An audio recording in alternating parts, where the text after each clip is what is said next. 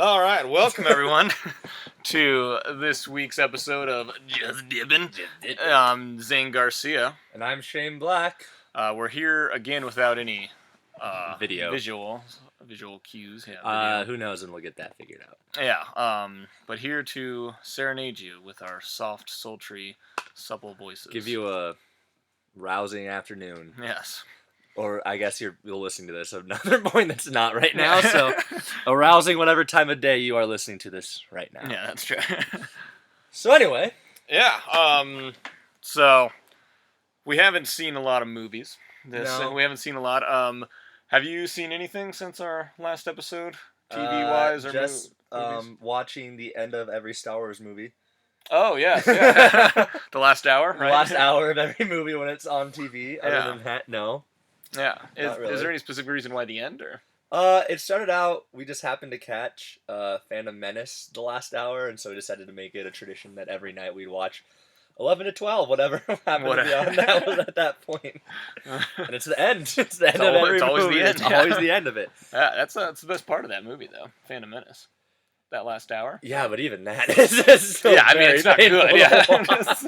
But at least you get like that Darth Maul fight in the end. Yeah, which I mean is cool, but I remember it being a lot cooler as a kid. Yeah, I recall that too. I remember in college, my roommate and I would watch. We only lived together for 2 years, so this only happened twice. But we'd, like once a year, we'd watch all 6 movies like in a weekend.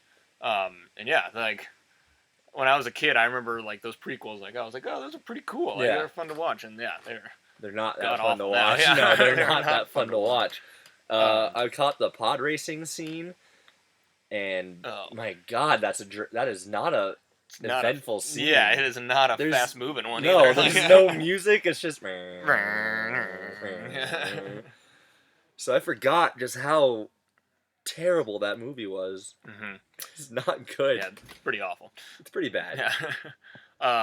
I still think like solid performance by Ewan McGregor and all. Oh yeah, he carried those films. Yeah. Outside of him, Samuel L. Jackson's fun to watch. Well, yeah, he is. But that's like I have to nitpick for good things in those movies. Yeah. Qui-Gon, Liam Neeson is always good to watch. Yeah. But he goes away far too soon. Hayden Christensen, man, I don't know if it's his acting or the lines, but my God. Yeah, that is awful. I heard they tried to get DiCaprio for Anakin. Really? Yeah, early in the stages. And he was like still fairly young during that time, so it would have been like pre-departed DiCaprio, so still like fairly young, like would have about the same age as Hayden Christensen, I would gather. But yeah, apparently he like read the script and he was like, no, I'm not doing this. So yeah, after we watched Phantom Menace, we were and as the ending scene was coming to an end, we were talking about like, man, so many things went wrong with these movies, and like did the every Star Wars movie ends with the iris dissolve like to the credits, and the first thing is written and directed by George Lucas, and you're like, that's the problem. There it is. Yeah, a little too much control. You should not write movies, man. You cannot write dialogue. Yeah. Did he write the original trilogy? No, the trilogy he had help from others. He had help from others. Yeah. Yeah, and I know he didn't direct, at least. He directed A New Hope. Yeah. And I know Empire Strikes Back was someone else, and then Return of the Jedi I think was someone else. Yeah. Also. But he basically came up with like the stories, but he had help from good writers to make dialogue. And like, not to take credit away from him, like he built this world and stuff, but yeah, his like just films go. Not the best. Not the best. And I actually do feel really bad because I was reading about how he basically sold the Star Wars rights because the backlash of their prequels. He was like, really? I don't ever want to make another one of these. Oh, and the quote was, someone asked him like, why don't you, would you ever like think about coming back? And he was like, if everyone yells at you for doing stuff, why would you ever want to make another one? And I was like, oh shit, George, I'm sorry. Yeah, he's got plenty of money. Oh yeah, he's set. He's set. I mean, he sold all those films for billions of dollars. Yeah. Well, I just seen one thing, not even like TV wise, and I've just seen my library movie. I've been starting the new tradition of getting a library Mm-hmm. movie from Mammy Dowd. Mammy Dowd. Yeah, and this week was Zodiac, and so watched it Friday night. Um, yeah, and I dug it. It was I awesome, love man. that. Have Yeah. you never seen it before? I'd never seen it. Oh, I Yeah. love that movie. Yeah, I'm a big David Fincher fan Yeah. too. However, I thought it was not David Fincher's best. No, it's not his best. Not Yeah, his I best. thought it was and it is a hot take, but I'm not a huge fan of Fight Club. Okay. I respect it. I just don't. It's not like watchable for me multiple Okay. times. I respect what it does. Great filmmaking, great writing, great acting, great very well done movie. It's not one I necessarily enjoy watching. If that makes sense. Yeah. Like I can appreciate that it's really good, but it's not one that I'm like, I'll watch it on a Sunday afternoon. And, Yeah, there's quite a few movies like that for me. yeah.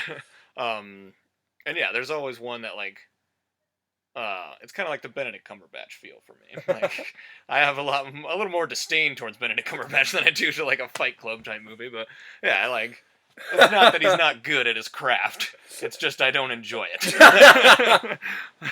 It's just not for me. That's fair. That's fair. Yeah, and with Zodiac, obviously about like the Zodiac killer, the serial killer. I thought it was gonna be when it started out. I thought it was gonna be like another Seven, where it's just like they're hunting down the serial killer and they gotta like hunt down, find the clues, and like retrace the clues and stuff. So that's what I thought it was going to be, and then I was really hoping it wasn't gonna be that, or like it was a different take on that, because he had already done that with Seven. Yeah. And we had seen that movie many times in many different forms. And so it kind of started out like that, and I was like, oh no, like, here we go. Oh jeez. But yeah, and then it, like, as the movie went on, it switched tides to less about like we got to find this killer, and more about like the toll it takes on these people that are just like obsessed with finding the killer, with finding this guy, and like just like the great lengths they go, and like just time after time just failing and like dead end. I haven't seen the movie in a long time, but isn't Jake Gyllenhaal's character, he's not at first a detective, right? Doesn't he crack the code they put in the newspaper or something? Yeah, because he's a cartoonist, and same with Robert Downey Jr. And like that's where the film kind of focuses on first, is at the San Francisco Chronicle, I believe, the newspaper, where Robert Downey Jr. plays something Avery. I want to say something Avery, huh? Something Avery. Something Avery. I know, because then like later in the movie they have a button that says like I am not Avery or something. Like that. And so he's like the homicide like journalist for him. Yeah. Like he covers the homicides and whatnot. And then Jake Gyllenhaal is just a cartoonist, and he just drawing cartoons and stuff. But he's like kind of a quirky guy, kind of like loves doing puzzles and stuff. And so he's able to like figure out the Zodiac like messages, and then kind of has some ideas of his own, and like cahoots with Robert Downey Jr. And then like the only real detective is Mark Ruffalo in the movie, and like there's other detectives around him, but like one of the main guys is Mark Ruffalo. And yeah, I thought it was an interesting like storytelling wise of like, I saw it split up into like 4 acts. Yeah. How it went, like the first act was like any movie with like the first act like setting everything up, kind of introducing all the characters, and kind of ends the act with like introducing Mark Ruffalo and bringing in like the real law enforcement, and then kind of all of them like kind of banding together and like, all right, we got to find the clues, let's work together. And then after that, it kind of focuses on Mark Ruffalo. Like the third act is really like, all right, from the cops specifically, and like the cops like trying to get the journalists out of the picture, really. And then when they just kind of come to dead ends multiple times, shifts to Jake Gyllenhaal, who's like just gets overly obsessed with it and is like, I gotta see it to the end. And that the middle 2 acts I thought kind of dragged on a little bit. Yeah, I would say a little too long of a movie. Like could have cut some stuff out here and there, but they were staying true. Like he did the same thing with Social Network, where every line of dialogue is from some transcript that actually happened, which is very impressive. Yeah, that's very and like very cool to like think about. But in this case, I think it's just a little too much, and it is a much bigger story than like the Social Network was. But well, I mean, this one takes place over so many years. Yeah, like it's a much decades. Like longer time frame. Yeah, too. Zodiac Killer was around forever. And I love that they brought in the idea of like maybe he's not as dangerous as people think. Like maybe he's kind of just doing Like they bring up a good point in it where they're like, this news article cracked before his letter sent. So like he could have read the news and then sent the letter with all the information, and that it might have been multiple people, like copycats and stuff, and not just one singular person. But yeah, I thought it was really well done. But that last act with like Jake Gyllenhaal, I thought was like, I really saw like more of the more advanced like David Fincher techniques come out in that act as well. So, yeah, overall like great performances, great writing. Yeah, David Fincher. What I love about his movies is he always just kind of thrusts you into it, and you can't really predict what's gonna happen. No, no. Gone Girl. Did you see Gone Girl? Oh yeah, Gone Girl. I loved Gone Girl. Yeah. A lot of people said it wasn't that great, but I thought that movie was wonderful. I think that's one of his top ones. Really? Actually. Social Network, I think, is my favorite. That's such a good movie. Yeah, yeah. I'm plus with like the Sorkin script. Yeah, like it's hard to beat that. Yeah, it's really hard to beat that. Yeah. Did you ever see the Sorkin Steve Jobs? I did not see. With Danny Boyle. Yeah. That one was that Jobs. Yeah, or Steve Jobs. Like Steve Jobs. It's called. Jobs was actually good. Yeah. But yeah, Steve Jobs is really well done. Yeah. Another like it's same kind of writing as like Social Network, where it's like just boom, boom, boom, boom, boom, boom, boom, like just fast paced and dialogue and whatnot. And it works really well for that story too, as it did with Social Network. And then Danny Boyle, very like you'll know it's a Danny Boyle film. He's a very visceral director. And I thought it worked well. Like okay. So, but I all like before they had that kind of crew, like Sorkin had the script, and initially it was David Fincher and Christian Bale was going to be Steve Jobs, and I was like, whoa, I was like so excited for that movie. And then something happened, and David Fincher was like, no, I don't want to do this anymore. And Christian Bale dropped out after Fincher dropped out, and that's how they ended up with like Fassbender and Danny Which is Boyle. not a bad replacement. No, it's not Bale. And Fassbender, I think that was Fassbender's best role I've seen him in so far. It was the one where not for a minute I was like, that's Michael Fassbender, even though he like looks like Michael Fassbender for the majority of the movie. Like he's just so enwrapped in the role. So Zodiac was good. My next library movie, I got Joy, the David O. Russell film. That came out last year with Jennifer Lawrence. I didn't see it in theaters because it kind of got meh reviews. Which was surprising. Yeah, and there wasn't a whole lot at the library. And I was like, this is a good library movie. I'll see it for this. So I will talk about that one next time. All right, sounds good. Only other thing that I can really think of that I watched was, have you ever seen the movie Oculus? Yes, yeah. I watched maybe like the middle third of that movie the other day. I love that movie. I forgot how. That's a really good movie. Yeah, that was one. When I was in college, I was working at that international film series, and that was one we selected for it. We had a double feature night with that and The Babadook. Oh, that's such a just great movies, incredible double feature. And it was awesome. And Oculus, I thought was going to be just like really cheesy and stuff. Yeah. And I had heard some like it's meh, and I was blown away by that movie. It's like legitimately like freaky. Yeah, it just the way it messes with you. Like you don't know what's right and what's wrong. It's insane. Just what's real and what's actually happening in that moment. Yeah, and the way like the phones like go against them too because the mirrors. That movie is really good. I want to watch the whole thing again. I probably will next month. Yeah, when I do my horror movie a day thing for October. You're gonna have a lot to talk about. Yeah, it's gonna be a big month. That movie's great, but with Babadook, man, you don't get much better with a horror movie. And we were like pushing that one hard. I was trying to get a bunch of people because I had known Babadook. Had read reviews and like heard about it, and I was like, all right, this is a pretty legit movie. Yeah. It was really good. So Babadook's one of my top 5, I think, horror movies. Yeah. I'd have to sit down and really like think about all the horror movies I've seen and which ones didn't just scare the shit out of me.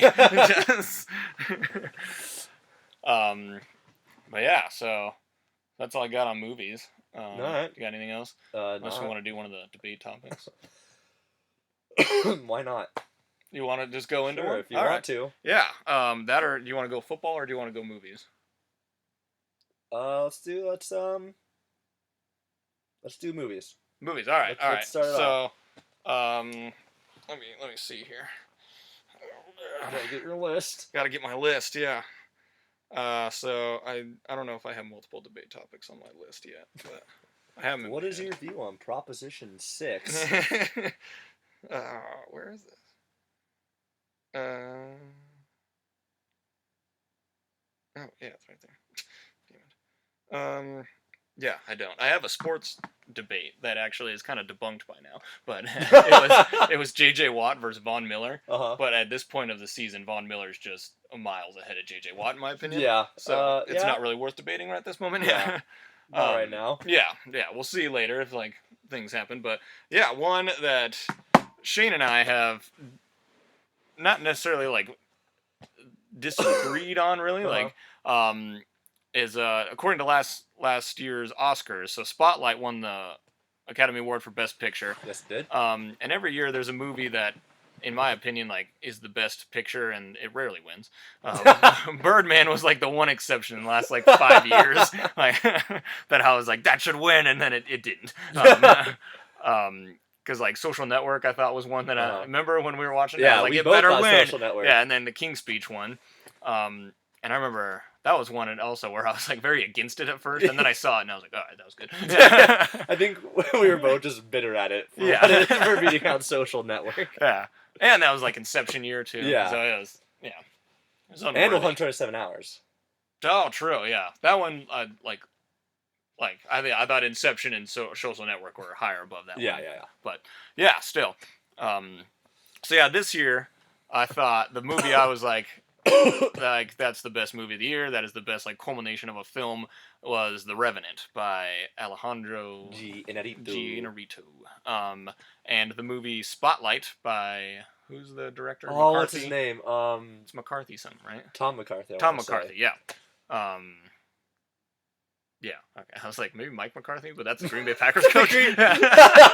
So, he's really branching out during the offseason. Yeah, and so every year Shane and I do a top 10 list, and Spotlight topped your top 10 list, and Revenant topped mine. And so we kind of differed on there, and Shane thought that Spotlight was very worthy of like winning Best Picture. And don't get me wrong, like both these films are great films. Oh yeah, completely. Yeah. Revenant was a like very close second. Yeah, in my top 10 list. Yeah, and that's fair. I think Spotlight was honestly like number 6 on my list.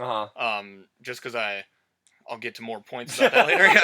But yeah, like it was also like a watchability one. Mm-hmm. Like I think I put Pitch Perfect 2 above Spotlight. Because like I think I've seen Pitch Perfect 2 like 2 times more than I've seen the rest of my top 10 combined.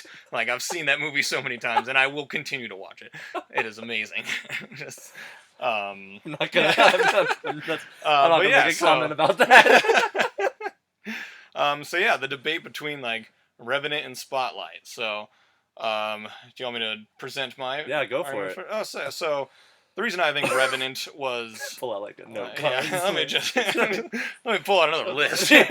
So, the biggest reason I thought between like the difference between Revenant and Spotlight, both like Spotlight was a very like nice, like well written film, great performances, good enough direction. I thought it was very like point and shoot to me, whereas like let the writing and the actors take the scene rather than like setting up the shots in specific ways. Whereas I thought Revenant was more the full culmination of like a cinematic experience. Okay. Where it was playing with lights, playing with the camera angles, and playing with how objects relate to each other and whatnot, and how a very realistic way of like this action is going to create this action, and then putting like symbolism on top of that, and you got an amazing score on top of that, great acting. The writing is one that it's like very basic. It's a very basic story. Revenge. Yeah, revenge, and like this guy just kind of keeps getting into shit. Yeah, exactly. It's like Harry Potter, just a little more violent. So yeah, that's where I thought it was just the bigger culmination of it all. Okay. And it was more cinematic, whereas Spotlight I felt was a good story, but I feel like we've seen that before. We've seen movies like that before, where it's very just let like the story, like it's more about the story than it is about the filmmaking. Yeah. Okay. Like making a film. Okay. But yeah, and so again, like it's not like I didn't like Spotlight was one of the few movies I saw last year twice in the theaters. Okay. Revenant was one of them. So, We got it, Zane. Yeah. And Pitch Perfect 2 is in Okay. Yeah, so that's my point on it. Okay. That's why I thought it was the better and like deserved the Best Picture award. Okay. So, yeah, I mean, like we've said, Revenant is an incredible like work of art, and it's actually the first Inarritu movie that like actually I enjoyed. Like I liked Birdman. I wasn't as hyped on it or big on it when it came out though. Yeah. I watched it. That was my other debate topic that I just wrote down was Birdman. it just didn't land with me. Maybe I need to watch it again. I actually bought it when it came out, but I've only watched it once before that. But The Revenant I loved when I first saw it in theaters, and I definitely agree with you that especially the camera work in The Revenant is definitely, I think, better. It has some incredible cinematography from Spotlight, but I think that by Spotlight using more basic camera work and filming techniques, it allowed the other components to kind of shine, which allowed it to become more of like an example of every facet of it melding together. Oh, okay. Because I feel like with The Revenant, there are definitely some parts that I just kind of like fell by the wayside for me. With having such like a cinematographer that kind of pushed like what we could do with technology, I found myself kind of distracted a lot by focusing on the camera work rather than a lot of the other stuff that was going on in the scene, like the dialogue, acting, stuff like that. And so I definitely think it was the most experimental film of the two, and it definitely succeeded in that experiment. But I just feel like as a film with all its facets, Spotlight just felt more like blended together in a more cohesive way. Okay. Whereas Revenant was super close to that. They're just little one or two things, like I don't know why, but the shots where he'd be like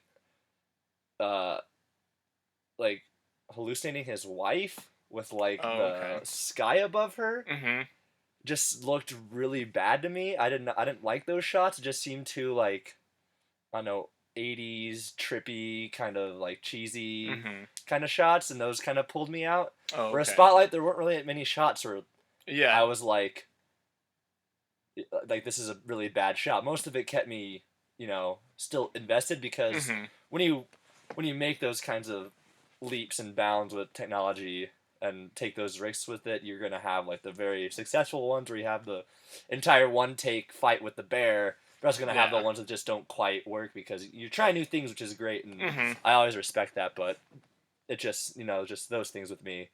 I just feel like Spotlight was more of a, and it's just more of what the Oscars look for in a film. It's definitely a more standard film than Revenant, more Hollywood-esque, but I don't know. It clicked with me for some reason. I understand, and thinking of like the shot specifically where he's like laying in the grass, Revenant, where he's laying in the grass and his wife is literally floating above him. Yeah. I didn't understand that shot as well, and it was definitely like, what the fuck is this? Because there's like so much like gritty realism in the movie, and then just surreal. I was like, oh, okay. Yeah. I took it as just like a symbolism or something. I didn't understand what the symbolism was. I don't know what the symbol is, I just took it as like, something. That's above me. Fair. Yeah. And I think either one, if Revenant had won Best Picture, I was in a pool with like guessing who's gonna win each category, and I chose Revenant to win. Oh yeah. I thought it would win, and I would not have been upset if it had won, but Spotlight came in out of left field and took it. Yeah. Well, I think Spotlight was kind of the front runner going into it. Well, I thought because Revenant won Golden Globe that it would probably win Best Picture, because that could be a good sign too. Yeah, that's true. Stallone also won Golden Globe and didn't get it. We're talking about disappointments in the Oscars. It's the biggest one. But I digress. I have to keep myself contained on that one. Stallone, and every time Nolan's been just in the conversation.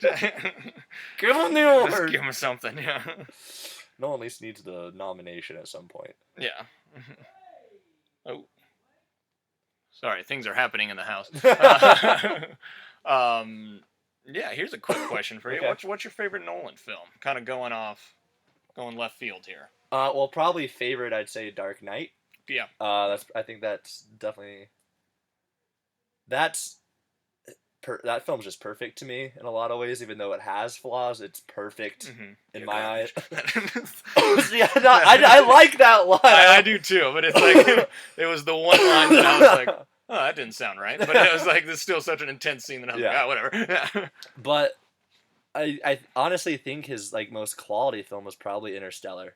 Which a lot of people think is his least quality film. I just don't understand that. I don't get it either. Like that film absolutely blew me away. It's like a toss up between that and Inception for me. Yeah. Yeah. Yeah. Inception is definitely up there too. I mean, it's so hard. I mean, there's not a single one of his films that haven't adored. Yeah. Memento's great. Prestige is great. Every Batman Begins and Dark Knight Rises were fantastic. Yeah. It's all good. But I don't know. Maybe because Interstellar is just more recent and in my mind.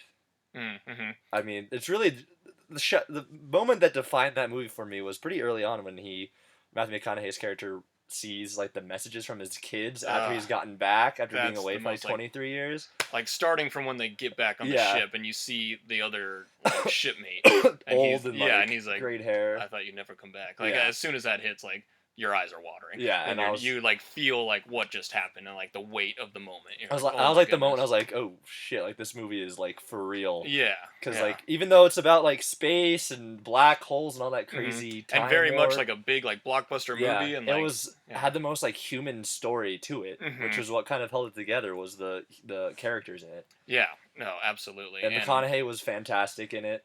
No, nothing new there. I would argue that that's one of his top ones. Oh like, yeah, Dallas Buyers Club, obviously, like the one he got his Oscar for, and like amazing role. But yeah, I would argue that Interstellar like was less to work with even, and he did amazing things. Anne Hathaway was good. I enjoyed her and her role. Yeah, she was. I mean, she didn't really do anything special, but solid enough. So Inception is your favorite Nolan film? Yeah, and I think because I took a science fiction film class in college and wrote a big paper on Inception, and like so I watched it like 5 times one week and like had to really like dissect and like see everything he was doing and stuff, and that's where I was like, wow, this is such an intricate film, and like every little thing about this thing is just so the levels in it are insane. And I mean, I can still go back and watch that hallway scene over and over again. Yeah, there's not a moment in that movie also where I'm like, this doesn't belong. Yeah. Every shot matters, every little intricate thing matters in that movie. Yeah. And yeah, like, again, topped off with great performances by everyone from, like, DiCaprio to the first, like, big Tom Hardy role I saw. Yeah, and that was my first introduction to Tom Hardy, was that movie. Yeah, and, like, first time, like, Joseph Gordon-Levitt really got out there and got... That was kind of when he that was the beginning, I feel like, of his rise. Yeah, you could argue 500 Days of Summer got him to that point. Okay. And then, but yeah, again, like, why? That's not something to argue about. No. I mean, doesn't care how he got it. He's here now. Yeah. He's Snowden. Yeah, he's Snowden. So he's not here. Not like U.S. here. No, he's definitely exiled now. But yeah, that one, and then same thing with like Interstellar. Like it has that human aspect of it, of like, even though it's another like big blockbuster, and like they're doing these crazy like science fiction things and like going through different levels of dreams and whatnot. At the base of it, it's still just like a guy trying to like find his family and his happiness again, and just kind of find what makes him like him again also. And like, yeah, I think Christopher Nolan does that really well. Oh, and all the Batman especially really brought the human side to it. Something that was missing from like a lot of superhero films in general. Yeah, mainly like Joel Schumacher films. Yeah, calling you out. Yeah, and that really started this whole like revolution. Like without the Dark Knight and like Nolan's Batman movies, I don't think Marvel is as successful, because then they kind of started putting more human aspects into it. Like Civil War especially, they really tried to pump that up. But I've always thought that's something DC, well, like the Batman movies, I guess, did better than Marvel, I mean, Batman as a character lends itself more because he's a much more human character. He's not actually like a superhero. Yeah. But I mean, the Dark Knight is like revolutionized comic book genre, but also kind of like had like a weird consequence to it because now that it showed what you can do with a comic book movie and just these incredible ways you can make one. Yeah. But then now it's also everything's gonna be like held to that. Yeah. Which and especially every Batman movie. Yeah. Like Batman vs Superman absolutely got the wrath of that. Oh yeah, think. everyone. No one will ever let a Batman movie be as good anymore. Which is a bummer because Batman vs Superman is freaking awesome and. Yeah, man, that's a different kind of Batman movie, but mm-hmm. that's a whole other topic another topic. But yeah, definitely Dark Knight. I can't say enough good things about it. It's the kind of movie. It's on TV a lot for some reason. Yeah, I catch Batman Begins a lot. Yeah, on TV. Batman Begins and Dark Knight are always on, and every time really with both, but every time I will flip it on, I can't stop watching either of them. Yeah, because they're absolutely. just so good, just too good. Yeah, it's insane. And yeah, a lot of people say Nolan misses little things here and there, and Dark Knight Rises got criticized a lot because he kind of went. It was more comic booky than the other ones. Well, and he was blending comic books and stuff and whatnot, and then there was the whole debate of well, you're trying to make this movie, but you're putting too much comic book stuff, and it's not one or the other and stuff. So I thought that was a stupid argument. I was no, shut up, yeah, enjoy the movie. The movie, I love Dark Knight Rises. Yeah, man, it was such a good movie, and yeah, my since I'm a huge comic book guy, I'm okay with the changes he made because I still felt that he maintained what made Batman Batman. He still had the essence of the characters. Yeah, he had his own little twist to it and little tweaks, but overall it was still Batman. Whereas the Amazing Spider-Man films, God, I hate those movies because they changed it, but and in doing so they just changed who the character was, which just made me so upset. Yeah. Kevin Smith had a great line about those movies. I was listening to one of his Batman on Batman podcast, and he had a line. They were talking about the new Spider-Man in Civil War, and so they were like, "Yeah, he's the best Spider-Man we've seen so far." And he was saying problem with Tobey Maguire was he just looked too old for the role. He did fine, but he just looked too old. He looked like he's 40. Yeah, he really did. Yeah, but then he's the problem with Andrew Garfield was he did a great Spider-Man, but as Peter Parker, that Peter Parker could get laid. In fact, he did. He did get laid. and that's where it lost me. Yeah, he's not nerdy Peter Parker at all. Yeah. You can't. No, Peter Parker has to be nerdy. Yeah, you can't make him a skater guy. I'm not gonna buy that. But yeah, so I thought Kevin Smith brings everything to sex in his at some That's point. Just what Kevin Smith does. But yeah, gets to the essence of he did okay as the actual in the suit he was all right, but I just didn't buy him as Peter Parker. Which it wasn't. It's not he acted bad. I think he's a very good actor, but he just didn't fit that role. Yeah, I agree. At least how it was written. Yeah, I think it was more the company and. Kind of funny that they had so many plans for that franchise. Yeah, I know. And it just died fast. So quickly. They had a Sinister Six, the Venom movie. Yeah. Going up to a Carnage movie, I think. Yeah. And that's gone. That's no it's all gone, yeah. All those plans. Yeah. We'll hopefully get that in the new universe. I hope especially a little redemption at Venom. Yeah. Hopefully they can actually do him justice in films. Yeah.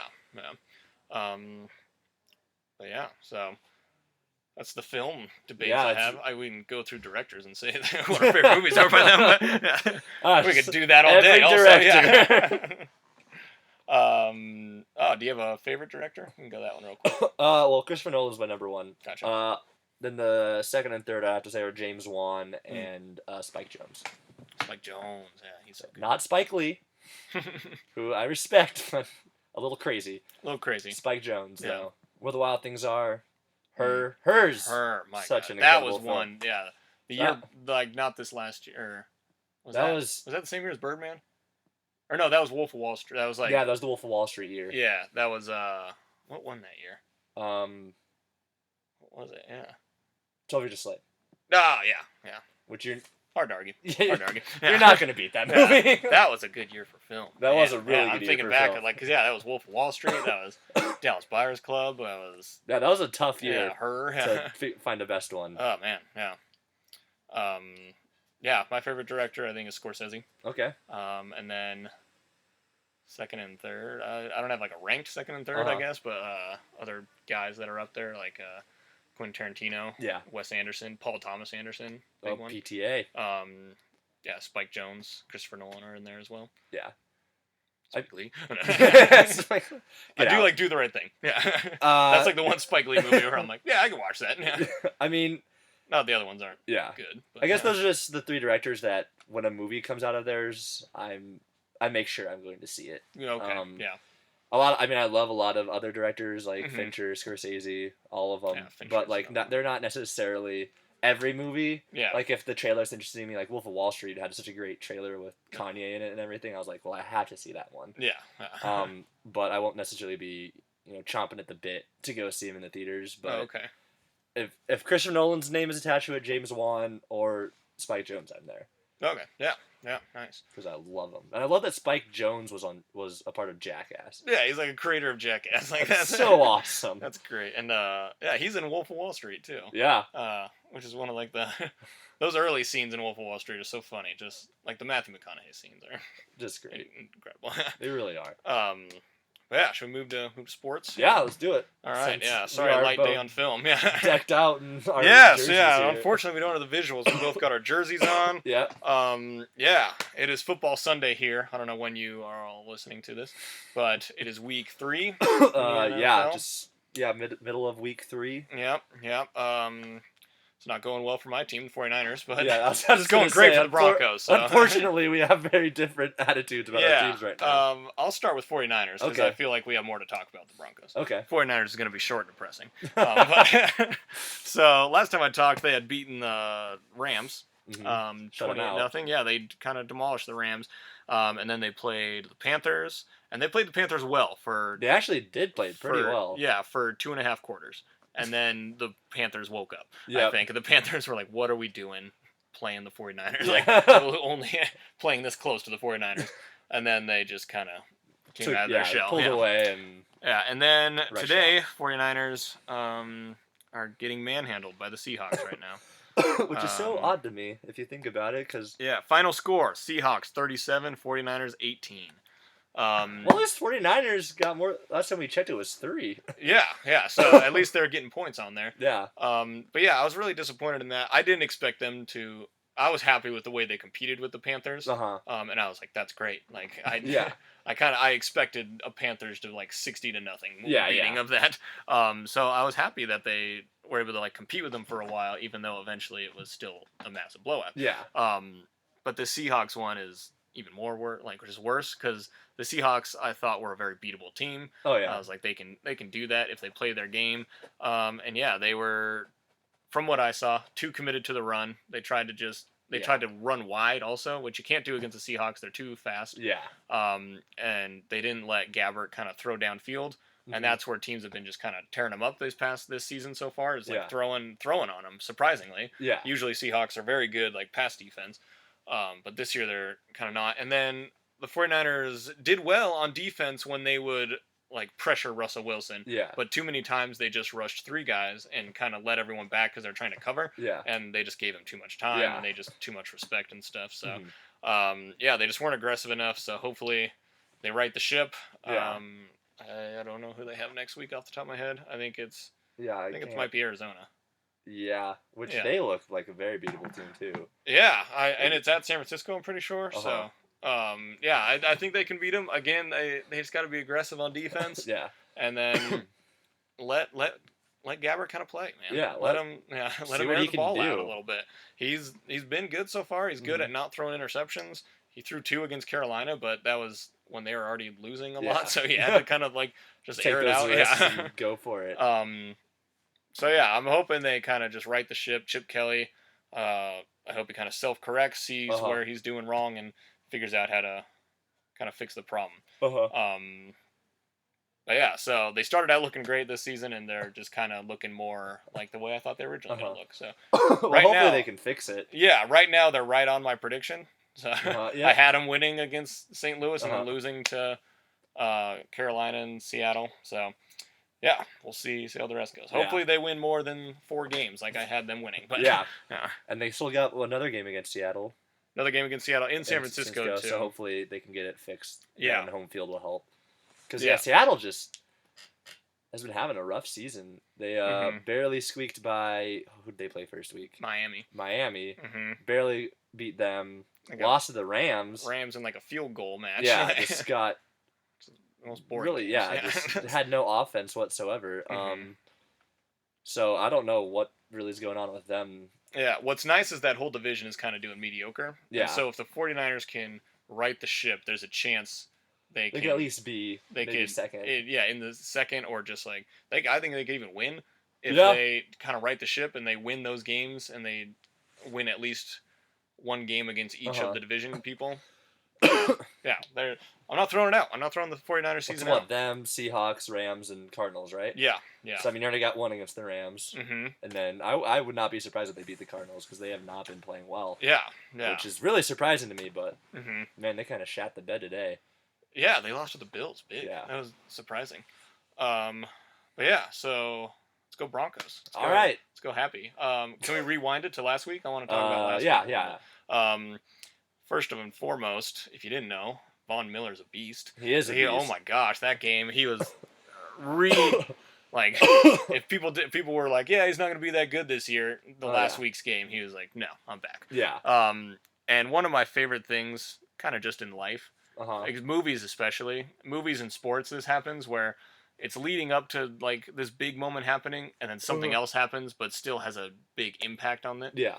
And that was exactly the moment where Andrew Luck, under 2 minutes left, and they're down by 6 points, I think. And Vaughn stripped him. Yeah, and the announcers are like, "All right, Andrew Luck, 2-minute drill. Like, here we go. This is where he makes his money." And they're like, let's see what they can do." Then the play starts, and Von Miller comes, strip sacks, and Shane Ray picks it up and scores a touchdown. Like, the moments like that are just some of my favorite things to see, because it's leading up to this thing, and then like an opposite thing happens, but still has just as big as an effect as it did. Like, one of the biggest ones in recent memory, unfortunately, involves the 49ers. The NFC Championship game against the Seahawks, where they're driving down, and Kaepernick, they're like, 49ers, like, they just need a touchdown, then they can do it. Throws it in the air to Crabtree, and then Richard Sherman tips it out of the air. Seahawks intercept it and, like, seal the game. So, moments like that, where I really like those. And that was one of those moments for me where I was just like, yes, it's happening. Yes! Yeah. I love it. Yeah. I mean, it was kind of the same thing when the Super Bowl with that last strip sack with Vaughn, because it was like they were still within reach. Oh, and, true. Yeah. New MVP and still, get something going, and then Vaughn just comes in and just takes it away. Yeah, In an instant, it's like, oh, never mind. There goes the game. Yeah, that's done. Yeah. Yeah, I mean, I will, it's weird because the past couple weeks I've had kind of like a lukewarm response after the games. Because I feel like our team right now is certainly a second half team. Our first half they've always been seems a second half team, it felt like. We always seem to struggle and take so long to wake up. And I wish we could have a both half team, just like a team that can go out there for 60 minutes and just run the game. Because when we're clicking in every way, like, man, when that defense is on fire, like, we're not going to be stopped. No one's just on the ground when that defense is on fire. And yeah, I mean, it's just little things that I want to see cleaned up, because we could be so good. They could be scary, so much good potential. Because even though Ware's out now after being injured last week, I'm not worried, because Ray had a monster of a game today. 3 sacks, I want to say, on Dalton. Oh yeah, I was sleeping during that game. Oh, okay. I don't blame you. Yeah. But yeah, we have so much depth. I want to see us play more aggressive near the beginning of the games, I think. Yeah, absolutely. And kind of brings to, like, today against the Bengals, they won 29-17. That's the final score? Yeah, today against the Bengals was, I caught, like, the first couple minutes and the last couple minutes of it, and kind of the highlights afterwards. So it seemed to me like the offense was kind of clicking more. And they got some really good downfield plays. And yeah, Simeon did not play well, though. He did not play as well. He had a lot of his passes were behind receivers. I don't know. There were a lot of just passes that he should have had that he missed through. Could have been, big yards, big gains that he missed. But I mean, he made the throws when it mattered. He had the good really great throws to the end zone. All the touchdowns were really well thrown. So, I mean, I think that's just going to happen, though, with growing pains, learning how to be a starting quarterback in the NFL. Yeah. After being the third string last season, so. And, like, not even a thought of, like, not a prayer of playing ever to now being the starter. Yeah. So, I take it a week at a time. Happy with the win. They're still winning. Yeah. Still winning. Still leading our division, so that's all that matters. Yeah. The division doesn't look great. Like, Yeah. outside the Broncos, like. I mean, the Chiefs are always a threat. Yeah. At least to us. Kind of been struggling a little bit. Yeah. Like, got beat by the Texans and stuff. Yeah. Which Texans, we'll get to them. Yeah. Raiders. Raiders. Everyone's like really hyped on them. I'm still not quite sold. Yeah, I mean, like, I going into the season, I was like, I don't think they're going to be as good as people are saying. I think they're going to be about the same, and they look a little better, but I think. I mean, they also they haven't really played like a tough schedule yet. Yeah, exactly. Saints, which is a worst defense ever. Oh gosh. They played the Falcons, which is a pretty mediocre team in my opinion, and then this week they beat the Titans. I want to say, which. Oh, yeah, exactly. So I mean, we'll see once they start playing. Bigger, badder teams. Yeah. How they are. Yeah, absolutely. Because they play Carolina later. Yeah. They play the Broncos and twice and whatnot. And who else do they play? Who's another big team they play this year? Do they play the Patriots? Yeah, they'll play the Patriots. So yeah, they play that whole division. Yeah. So when and that'll be when Brady's back. So. Oh gosh. Yeah. Anything else on the Broncos right now other than just happy they're winning? Yeah. Just happy they're winning. Happy they're winning. Think they're playing better than a lot of people expected them to be, and the defense still is making some great plays. So I can't really complain. Defense looks about where they were last year. Mm-hmm. Like maybe they just don't start as quick as they did last year, but I think that'll get better as the season goes on. Yeah, and same with offense clicking. I think that'll get better as the season goes on, and everyone kind of realizes all right, this is what we're working with. This is how we can best utilize everybody. Yeah. And I mean, be happy with Simeon. He could have Bosweiler. Yeah. Speaking of Bosweiler, we'll shift to the Patriots and Texans. God, now. what a man, we got shut out by the third stringer. Jacoby Brissett, I think his name. I swore the Texans were better than that. Man, that was insane. I chose the Pats to win, but man, I thought there was a shot. Yeah, I really thought the Texans could do it. Yeah, in fantasy this week, this has frustrated me the most. So, tell me what you would do. I had the Minnesota Vikings defense and the Houston Texans defense, and Houston was playing a third-string quarterback of a good team, but the third-string quarterback, and they have J.J. Watt and this amazing, usually very good defense, and the Minnesota Vikings were playing Carolina Panthers, who have the league MVP, and who just scored 46 points last week, and so, the decision, in my head, I was like, I'm going with the Texans. I made that same exact decision. Yeah. And so this week, let me just tell you what they each scored. It's not good, let me tell you, in my favor. Here we go. I'm on my fantasy app. Yeah, Texans, 4 points in fantasy. Vikings, 37. They had 3 interceptions, a touchdown, a safety, and only 10 points against the Carolina Panthers. Man, come on, Texans, you got to do better than that. What happened? 37 points. That's more points than I think my team is scoring. Holy shit. Yeah. I mean, the outcomes of both those games I'm completely surprised by. Yeah, right? Who would have thought that the Vikings would dominate the Panthers like that? And who thought the Texans would not be able to do anything the whole game? Oh, man. It was insane. So, yeah, overall, my biggest point is Belichick is a genius. He's the best coach in the league. Best coach in the league, and undisputed. I don't think you can argue against that. Yeah, it's hard to. I don't think you can really say any of the 3 teams they played are premier teams. Cardinals are still riding off what happened last year. I think. Losing to the Bills today, I think that's a warning sign for the Cardinals. Yeah. When they lose to the 49ers next week, that's going to be a warning sign for the Cardinals. Calling it right now. So, yeah, I think they still haven't played a really strong team yet. And they'll get that when they play the Broncos. They'll get that when they play the Steelers, I think. Oh, yeah. Who didn't look great today, but... Yeah, they didn't look good, very good either. Everyone has a bad week every now and then, so I think that's all it was. And I think they play other teams. There was another big team on their schedule coming up. It was the Packers or something. Mm-hmm. But yeah, another. They got some tests coming up, so we'll see how they do. Yeah. See what happens when Brady comes back. See if he just jumps right into it, or if he kind of has a struggle for a little bit. Yeah, who knows what'll happen? He might take some time to get back into it after being Mm-hmm. gone. Yeah, but yeah, did you hear Jacoby Brissett like fractured his thumb? Yeah. It looks like he's gonna play, but still, it's like what's happening over there? Yeah, those quarterbacks are just Yeah. getting destroyed. Yeah, Julian Edelman might be playing by the end of next week. Which I think that'd be sweet to see. I'd love to see Edelman play quarterback. Yeah, Just to see what happens. yeah, he played in college, I know. And he threw a touchdown pass a couple years ago in the. To Brady, I think. I think it was a reverse, wasn't it? No, it's the Amendola. Okay. Brady like threw it to Edelman, then Edelman threw it down to Okay. Amendola. And it was in the playoffs against the Ravens too. Okay. That's what kind of like put the game out of reach, I think. Uh-huh. Because, yeah. So, could happen. I don't know. We'll see, I guess, if everyone just keeps going down. Yeah. I was just seeing how much time we got. Yeah. All right. Yeah. We got about 10 minutes left here. Do you got anything else on football you want to cover? Not really.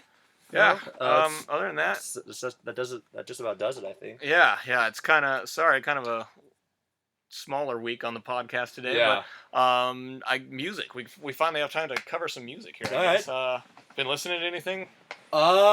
New? Nothing Crazy? new really since the last podcast. Yeah. Same here actually. Yeah. I've been listening to a lot of Dashboard Confessional for some reason lately. I don't know okay. why. Just getting back into them. Yeah. Which has been good. Mm-hmm. Always listen to Brand New. Thrice I'm still in love with right now. Yeah. And yeah, there's not like a whole lot of new stuff yet. Yeah. I haven't run into a whole lot of new Yeah. stuff yet. I've been listening to a lot of Front Bottoms. Not even on purpose. I just put my iPod on shuffle and they come up all the time. So, Okay. and yeah, that's a band that like if the song comes on, I'm not gonna skip it. Oh yeah, no way. Yeah, and a lot of like Kanye always comes on too. So those are probably the top 2 ones right now. Okay. And then a guy named Ben Folds. I don't know if you know him. Ben Folds, yep. Ben Folds 5, right? Yeah. And I don't know if you remember Joe Connors from high school. If you're listening to this, Joe, shout out to you. There you go, bud. You're probably not. Yeah, he gave me this big like compilation album of him. And yeah, I've been making my way through that and just kind of find the gems. There's some, I'm like not every song is a hit with me. Yeah. But there's some really good ones. So, yeah. Yeah, he's just someone I've been listening to right now. Yeah, I used to listen to him quite a bit. Yeah, I listen to Hamilton. I probably listen to the whole thing weekly. So, yeah, so still that, and it's kind of the music right now. Yeah, I listened to Daisy a lot this week because it's 7th birthday, quote unquote birthday, on like Thursday, I think. Oh, okay. 7 years old, so nice. In honor of the fact that that's the last album we got from them. Yeah, hopefully not the last. 7 freaking years, and just waiting. Yeah, wow, that's 7 years old. That's every day. Wake up every day. Wake up every day to just hope.